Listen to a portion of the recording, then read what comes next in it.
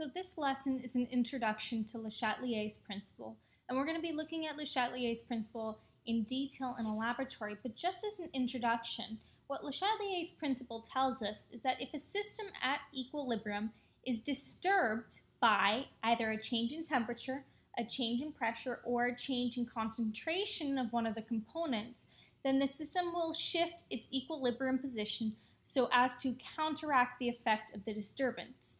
Meaning, if a reaction is already at equilibrium, there are three different ways in which you can force the equilibrium to be shifted. That's either changing the temperature, changing the pressure, or changing the concentration of one of the constituents of that reaction.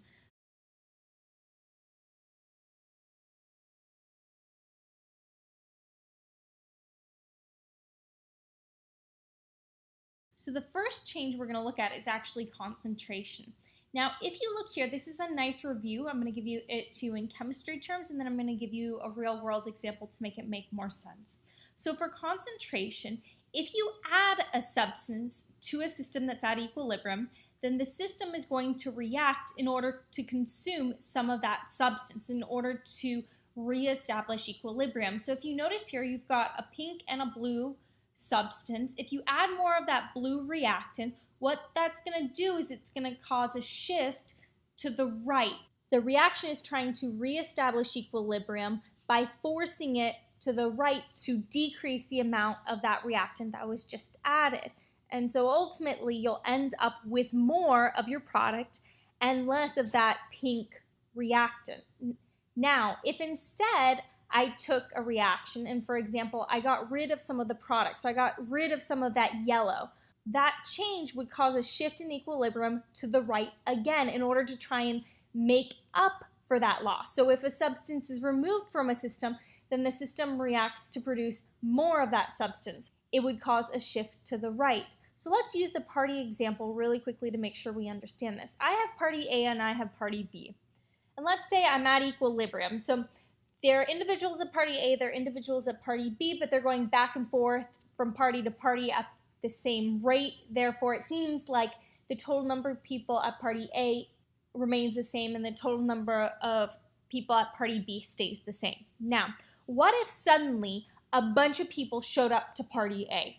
Well, if a bunch of people showed up to party A, there'd be way too many people at party A, and so some people would want to move over to party B. So there would be a shift to the right, so that some people would leave and go to party B and reestablish equilibrium. That's exactly what we did with the example in which the substance was added, in which that blue substance was added.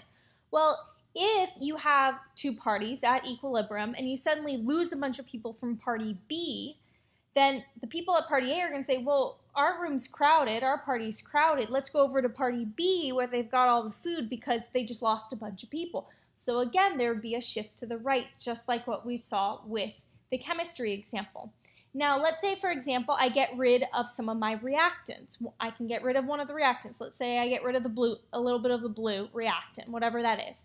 Well, that would be a decrease in concentration from party A, and so there would actually be a shift to the left to make up for that loss. Similarly, if I suddenly have an increase in product concentration, meaning a lot of people at party B, then there would be a shift of people to party A, meaning a shift to the left.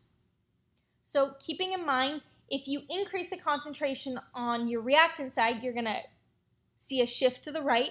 If you increase your concentration on your product side, you're going to see a shift to the left.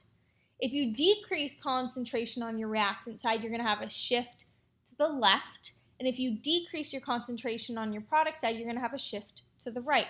So that's concentration. The next change that can occur is pressure. Now, at constant temperature, one way to change the pressure, you can either decrease the volume, which increases pressure, or you can increase the volume, which causes a decrease in pressure. So if I'm going to increase pressure, what happens is if I increase the pressure of the entire system, then the system is going to shift in the direction that has fewer moles of gas in order to reduce the number of moles of gas. So let's say, for example, I have 8 people at party A and I have 4 people at party B. If I increase the overall pressure by decreasing the size of all the parties, right? Meaning decreasing the area that they have to congregate. Then party A individuals are going to move over to party B because there are fewer people in that party, and therefore that will relieve some of the stress of that increased pressure. In contrast, if you have 8 people at party A and 4 people at party B, if I increase the volume and therefore decrease the pressure, some of those people at party B are going to say, well, you know what, there's plenty of room. We might as well go over to party A where there are more people. And so when you decrease pressure, then the shift will be towards the side that increases the number of moles of gas. So really quickly, if you see a system and you're told that the pressure increases, you know that the equilibrium is going to shift towards whichever side has fewer number of moles of gas. If you decrease pressure, then you're going to shift towards the side that has more numbers of moles of gas. The third and final change that you can make that can alter your equilibrium is changing the temperature. Now keep in mind, when we're talking about an endothermic reaction, your heat is going to be on your reactant side, while when you have an exothermic reaction, your heat is going to be on your product side. And so if you're going to increase your temperature, if you have an endothermic reaction, just treat it like it is changing the concentration. So if you increase the concentration on your reactant side, that would cause a shift to the right. And that is exactly what happens for an endothermic reaction. If you increase the temperature, it shifts to the right. If you decrease the heat, it would shift to the left.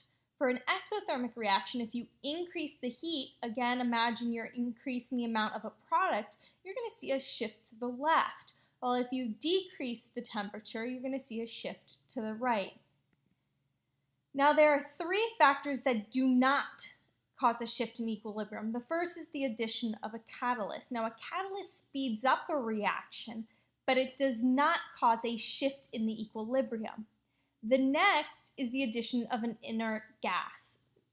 An inert gas is not going to have any impact on the reaction. It's not going to react with any of your reactants or products, and therefore it's not going to have an effect on your equilibrium. And then finally, if you add a pure liquid or a pure solid, that will not have any impact on your equilibrium. So those are 3 things that will not change your equilibrium, cause a shift in your equilibrium. So let's look at an example. You guys are going to write this out, but I'm just going to talk it through. Okay? So for this example, it says that your delta H, your change in enthalpy, is less than 0, which means that this is an exothermic reaction, meaning heat is going to be on your product side because it's being released. So if we look, for A, it tells me that oxygen is added to the system. So if I increase the concentration of oxygen, that's going to cause a shift to the right. And so if I'm shifting my reaction to the right, that means my concentration of SO2 is going to decrease, but my concentration of SO3 is going to increase. So those would be your 2 answers. SO2's concentration decreases, SO3's concentration increases. Now, the reaction mixture is heated. If you increase the temperature of an exothermic reaction, because your heat is on your product side, you're going to see a shift to the left. And so as a result, your concentration of SO3 is going to decrease because you're shifting to the left, but your concentration of SO2 and O2 are going to increase. Now, if the volume of your reaction is doubled, what that means is that your pressure is going to decrease. So remember, if your pressure increases, you shift to the side with fewer numbers of moles of gas. If you decrease your pressure, you're going to shift towards the side with more numbers of moles of gas. So since I'm decreasing my pressure, I need to shift to the side that has more numbers of moles of gas. Well, that's towards my reactants because I have 3 moles of gas in my reactants and only 2 in my product. So I'm going to shift to the left, which means that my concentration of SO3 is going to decrease while my concentration of SO2 and O2 increases. Okay? For D, the addition of a catalyst does not change your equilibrium, and therefore it would have no impact because it decreases both your forward and reverse reactions, and therefore it has no overall impact on your equilibrium mixture. E, again, you're increasing the total pressure, but you're increasing the total pressure by adding a noble gas. Remember, noble gas has no impact on the equilibrium mixture, and therefore that will have no effect either. And then finally, if you remove SO3, so you're decreasing your product, what that means is that you're going to have a shift to the right to make up for that loss. And so your concentration of SO2 and your concentration of O2 are going to decrease.